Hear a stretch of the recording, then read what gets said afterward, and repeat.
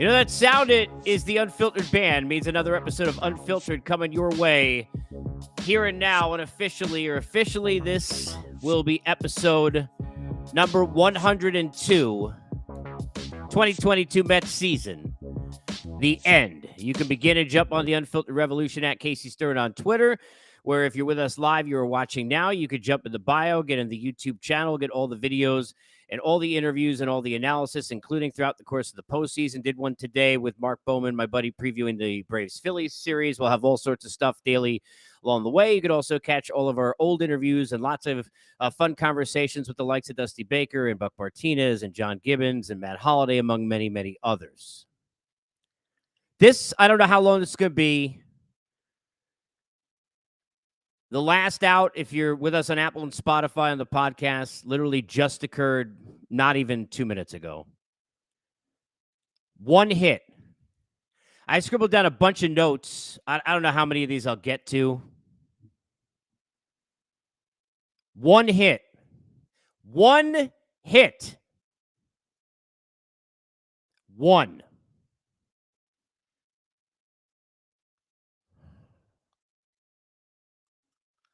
I saw a tweet somebody sent me and said about an hour ago, or maybe less than that. Buck sucks. This is what he does. And another tweet. This guy sucked. That guy sucked. Everybody sucked. This sucks. If you're a Met fan, this sucks.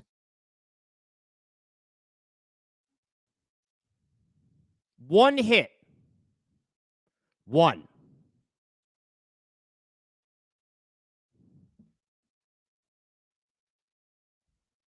You can make all the excuses that you want. And let me just start here as I figure out how I best want to try and assess, because normally you sit there and you try and do a show like this, you kind of map. The only map I got is I'm going to Unfiltered, as this show is titled. Let this out to you the way I'm feeling it. And if you don't like it, go ahead, grab a number. I don't really care. But I want to start here before I even get into this. Because there's going to be some ripping. There's going to be sending off free agents, telling them not to come back. There'll be all kinds of real shit. But I want to start here with this note I wrote that I want to address the Met fan base, some of you, first. Met fans who are sitting there and even in their Twitter handles pretend they're Met fans who are proud that somehow they called, the team was always going to choke. They're chokers. They've been choking. They were choking in August. They were choking in September. They choked every series. They suck. This sucks. That sucks. We're going to suck. We're going to shit. What the hell are you rooting for the team for?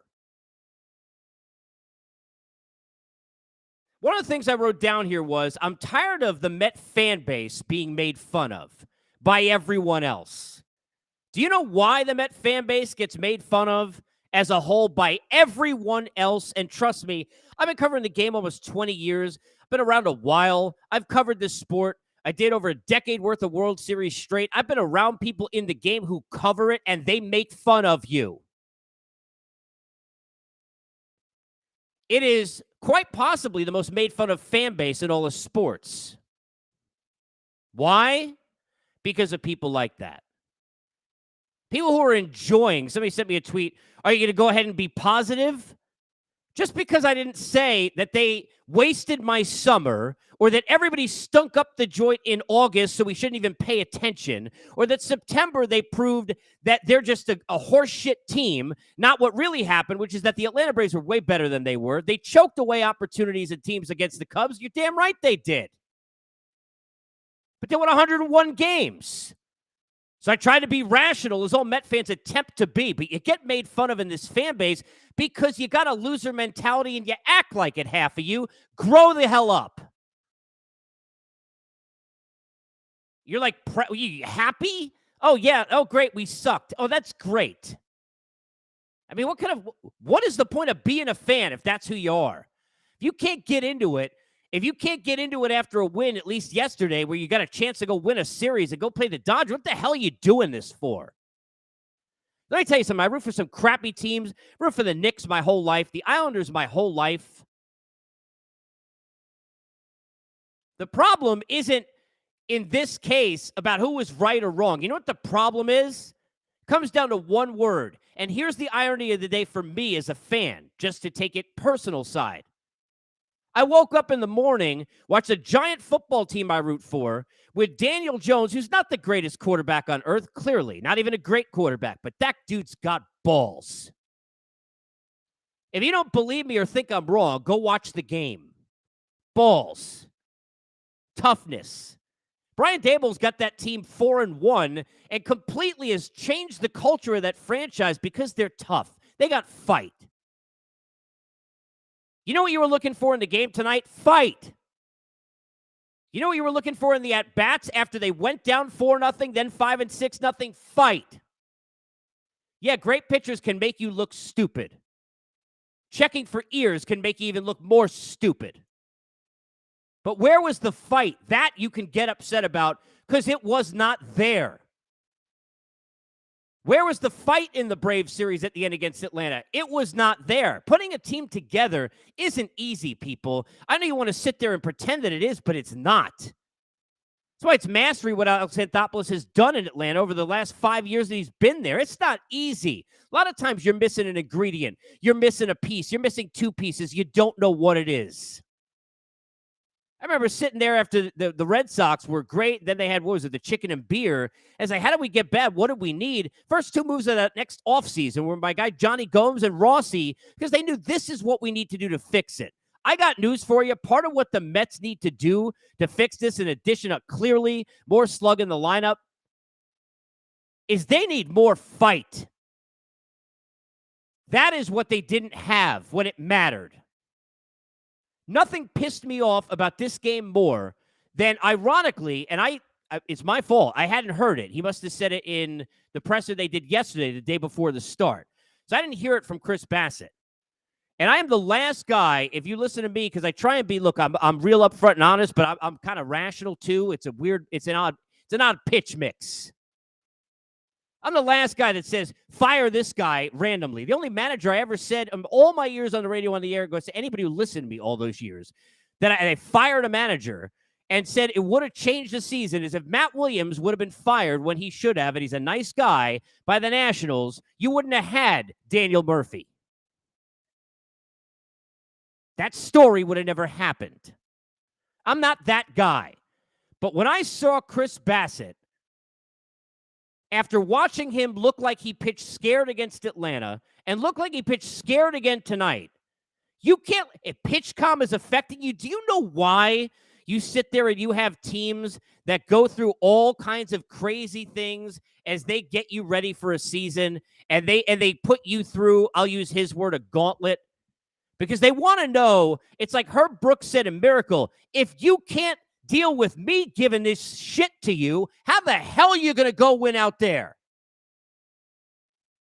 If you can't handle PitchCom in your own stadium is too loud and you're throwing a temper tantrum on the field because you can't handle it and you're all of a sudden out of whack, I would have stepped out too.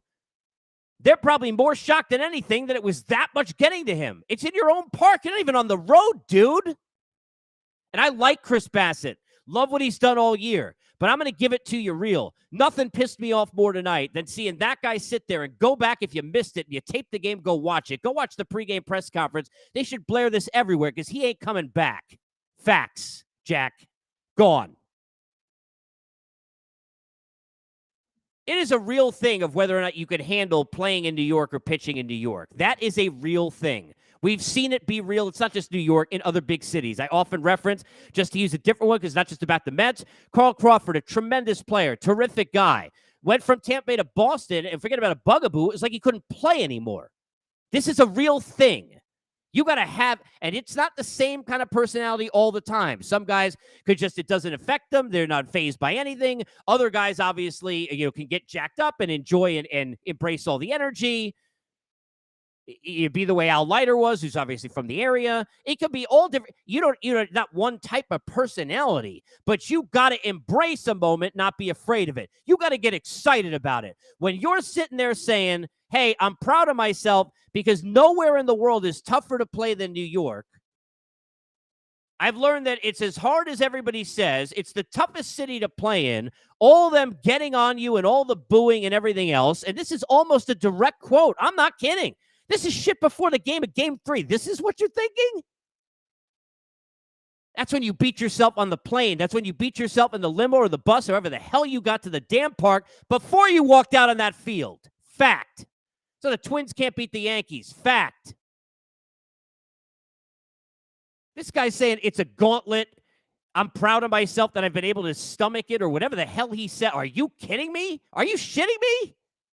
I want to hear a guy who says, I'm eating it up. Starling Marte, now look, that dude's hurt. Any question, that dude's eating up every moment of being in this kind of a market? You have to be that way. Or you have to be literally impervious. You can't be penetrated by any of that nonsense, let alone by a pitch com in your own ballpark because it's too loud for you. And I don't get, irrational and heated about shit just for no reason and tell you guys should need to be off the team. But let me tell you something very fair. After seeing him pitch in that Braves series, after seeing him pitch tonight, and after hearing that comment, get the hell out. Bye. See ya. Get out. Can't cut it here. This isn't for you. You're a nice guy. You got a lot of pitches. You are impossible seemingly to replace with all of the innings that you give, and all of that is accurate. But when it comes to being on the line and in this city, A, I don't even think you're going to want to be in New York based on what you said, and B, you pitched and looked scared. At least Drew Smith, by the way, he came out there, and dude's blowing 97 by dudes. Give me that. Give me that. Give me that guy. I want him, to quote my cousin Vinny. Bassett, get the hell out of here with that. Are you kidding? You can't win in New York that way. I'm sorry. You just can't. That mentality is why you lost. Now, look, they didn't score runs. They didn't get hits, and we'll get to all that. You can't win if the Adrian thing, Rocky, you can't win. You can't win if that happens. I get it. But that dude had a non-competitive start against Atlanta. Had the same thing here. And literally, it looked like he was dealing in the first inning. But the first blip of something got in his way, you think he's going on the road and winning in L.A. if he pitched next week? Were you crazy? The pitch calm in your own park?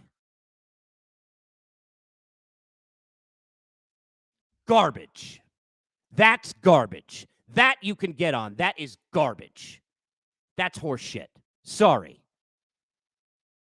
This unfiltered for a reason. Don't like it? Leave. That's horseshit.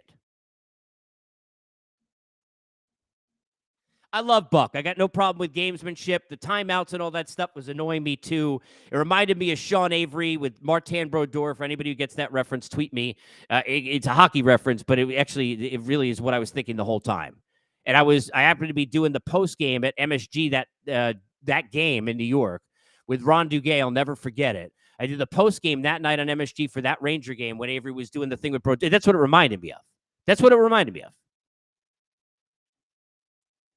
But they basically had somebody go down to Buck, I'm sure of it, and tell him whether, and I don't even think it's the spin rates as much as it was, maybe it's the spin rates after they saw the pictures. It was all the tweets. And I don't even know how many tweets, and I didn't answer any of them.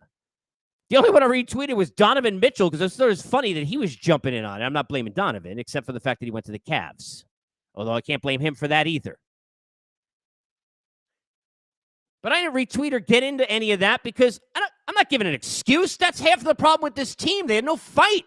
Look within and go ahead and you're getting beat. You're getting your ass handed to you. You're getting your trumpet shoved up your ass. The only thing you got to do is to grow a pair, get up and fight. You want to hit a dude? Now, I'm not saying go hit Grissom on purposely. Look, it's not my style. Look, we can argue about that, whatever. I don't know if that was on purpose or not. But you want to do that? I'd rather that than go check a dude's ear. Sorry. Because he's shoving? Are you crazy? They're checking the glove every single inning. Oh, he pitched for the Astros. Or you don't think they cheat because you know who said he had pinworm. I mean, really? This is what we're doing? You went from a 100-win team and a 100-win fan base, and now this is what you want to be? That's the problem with what this team looked like. And by the way, here's the irony, because I know you're going to, and it's okay. I get it. Max didn't do his job. Trust me, he knows, right? He knows. But the irony is they don't have enough Maxes in the room because he's not an everyday player. They need some more dudes with Mark Hanna. I love Mark Hanna. Tough at bats, right? Love Mark Hanna, right? And I mean that sincerely. Brandon Nimmo, he's got fight to him. Jet McNeil's got some fight. They need more of that. There wasn't enough of that. There was enough. We're not taking this shit. Are you kidding me? We're not going to let this happen to us. Jet McNeil was the only one who had great at-bats in Atlanta the whole time and didn't look scared in that series. The gauntlet. I'm proud of how I handled the toughest city to play in with all their booing. They booed you for 5 freaking seconds, Bassett. Seriously, after one start, which they never should have done like 4 or 5 weeks ago. I got on people for that on Twitter. My glasses are getting fogged up. And you're telling me this is what you're thinking about in a press conference before Game 3? Are you shitting me? You lost before you got in the park. Sorry. I covered this game long enough. This is not just some... No effect. Look, I've two worlds. Crazy fan, but I also seen a crazy lot of stuff, talked to a crazy amount of players, and I know the difference between the mentality of guys like a CC Sabathia and others who, without their best stuff, would go grin and bear it, get you through, give you 7, give you 8.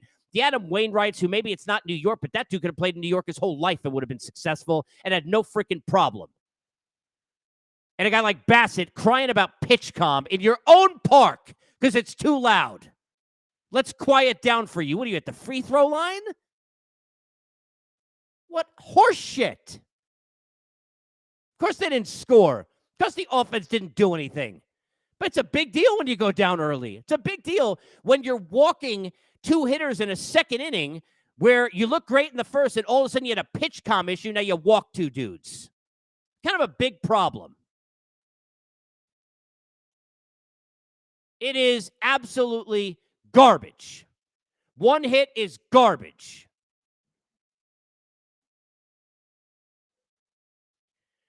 I don't know if Jacob deGrom wants to play there anymore. Don't. But give him credit. He didn't have his best stuff, whether it's because of the blister, he didn't want to admit it or not, whether he's tired or not, I have no idea. That dude was throwing sliders for an inning and a half, but he got Machado and Bell and struck both their asses out and got through it. That's a dude. Give him his credit. Give him his credit. Jet McNeil got a big hit yesterday, got a ton of them down the stretch. Give him his credit. Brandon Nimmo, who got 3 hits yesterday and a walk, got a ton of hits down the stretch of the season and at least was pissed off and dejected after they were losing those games. Give him his credit. Not enough of that. Give me more of that. Give me more of that. 1 hit. 1 hit. You tip your cap to Joe Musgrove with a fantastic performance that was otherworldly, and not because of what's in his ear. You give your credit to Trent Grisham, who stepped up, gave the latest Cole Gillespie, and, I don't even know how many other guys for the Mets over the years. You give your credit to Manny and Soto and Bell, who all had good ABs when they had to in this series. Give credit to Austin Nola, who had a brilliant at-bat earlier in this game. What the hell are you throwing him a breaking ball for? I have no idea. Maybe if Bassett could hear, he would have known what pitch to throw. He shook off 5 pitches and chose to throw a guy who can't hit a fastball if you at least try to get it in on his hands with your 2-seamer, and he threw him a breaking ball. Maybe one of the 58 times you shook from your pitch comm, you shouldn't have done it.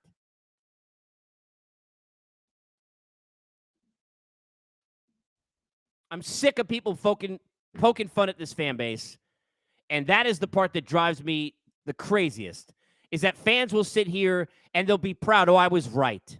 Oh, you were right. You were right they were going to choke. You were really? This is who you are? That's why you lose. That's why you lose.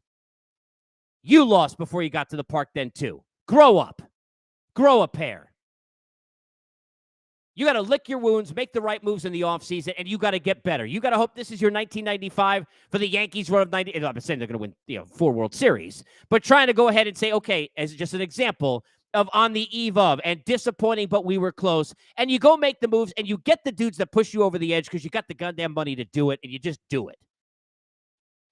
You pay Nimmo and you bring his ass back because he is part of the solution, not the problem, for sure. If Jake doesn't want to stay and wants to go, then you go ahead and figure it out with the pitching. Can't just wait a year and sit there for Ohtani and pray. You got to figure out how to get better. You're going to have to replace Bassett's innings if you're going to bring Taijuan Walker back instead, or however you're going to do all of that. Got to get more in the bullpen, which they should have gotten when they decided Darren Ruff was the guy they get, and he looked like a better eighth inning guy than a hitter. We'll see what you get out of Alvarez. But at the end of the day, you got to use this. You got to have this loss hurt you. You got to have it crush you. You got to have it kill you. And then you got to have it build you. Then you got to have it burn inside you. And then you got to go get your asses out there and make it right next year. I'll see you for the rest of the postseason on Unfiltered. As far as the Mets are concerned, I got